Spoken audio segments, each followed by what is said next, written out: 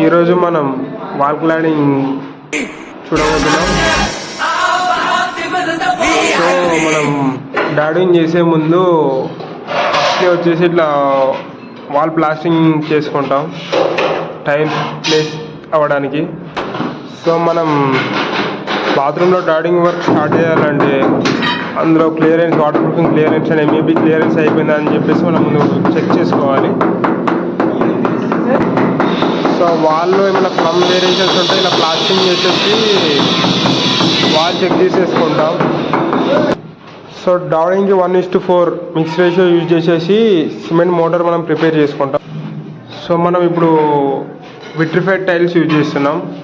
Vitrified tiles అనేటివి water absorption తక్కువ ఉంటుంది. సిరామిక్ టైల్స్ కంటే డ్యూరబుల్ ఇవి. సో ఇక్కడ tile to tile 2 mm spacing ఉంది. ఇట్లా స్పేసర్స్ ప్రొవైడ్ చేసేసి ఈ స్పేసింగ్ ఇలా స్పేస్ వచ్చాక తర్వాత దీన్ని ఎపాక్సీ గ్రౌటింగ్ చేసేసి దీన్ని క్లోజ్ చేస్తాం, లీకేజెస్ అనేవి రాకుండా. సో టైల్కి ఇలా సిమెంట్ పేస్ట్ చేసేసి ఇలా వాల్కి ప్లేస్ చేసేస్తారు. ఆఫ్టర్ సిమెంట్ అప్లికేషన్ అక్కడ స్పేసర్స్ కూడా పెడుతున్నారు.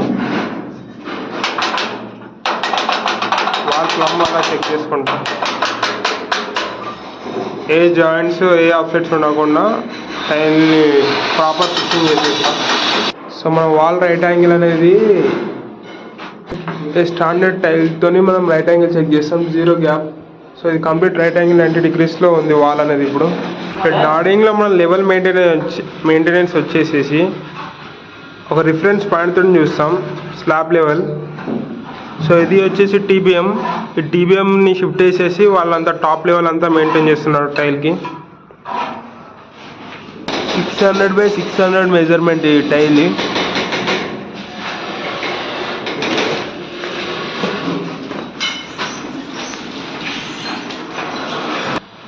విట్రిఫైడ్ టైల్స్ ఇట్లా గ్లోయింగ్ షైనింగ్ సర్ఫేస్ ఉంటుంది.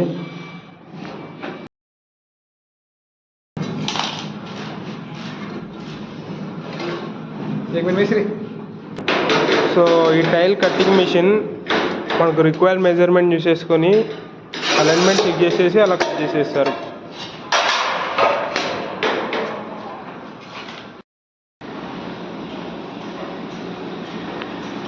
సో మనకి ఇప్పుడు ఈ బెడ్రూమ్ ఫ్లోరింగ్ కంటే బాత్రూమ్ ఫ్లోరింగ్ వచ్చేసి 10 mm డౌన్ ఉండాలి. అండ్ ఇది వచ్చేసి కమోడ్ ఏరియా. ఈ కమోడ్ ఏరియా కంటే ఈ షవర్ ఏరియా 10 mm డౌన్ ఉండాలి.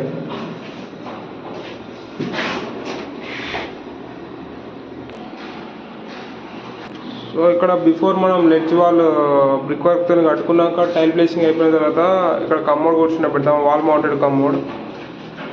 ఈ ప్లంబింగ్ లైన్స్ వచ్చేసి వాష్ బేసిన్ వస్తుంది. సో ఇది షవర్ పాయింట్, ఇది diverter, hot water, cool water. ఇది ట్యాపు, ఈ ట్రాప్ వాటర్ పోవడానికి నాని ట్రాప్ ప్రొవైడ్ చేసిన తర్వాత. సో ప్లంబింగ్ లైన్స్ ఇలా వచ్చేసి ఉంటాయి మొత్తం.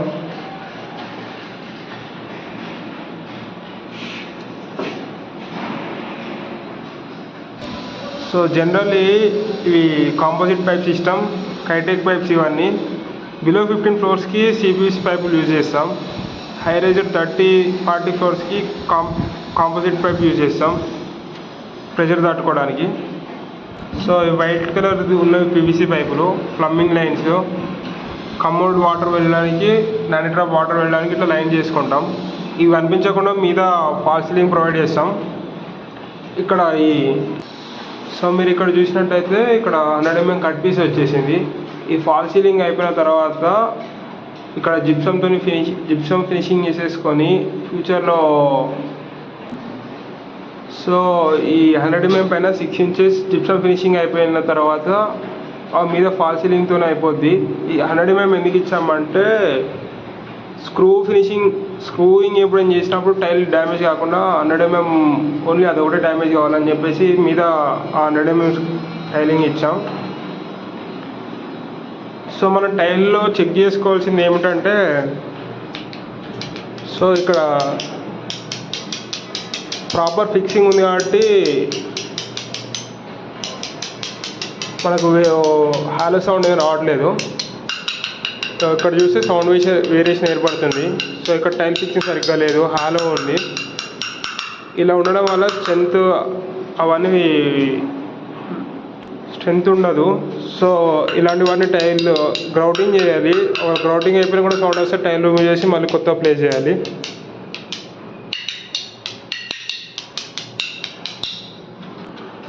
సో ఇది brief video about tiles placing, wall cladding. Thank you.